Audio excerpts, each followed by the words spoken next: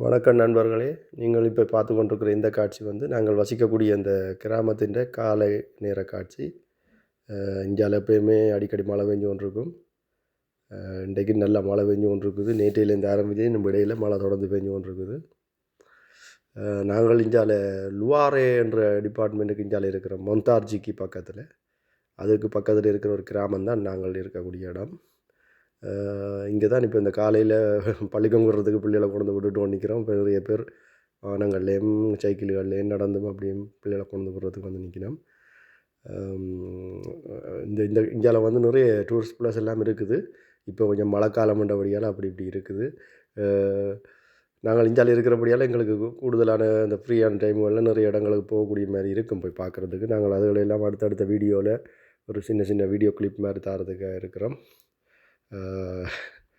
மேற்கொண்டும் நிறைய வீடியோ போகிறதுக்கு இருக்கிறோம். நன்றி, வணக்கம்.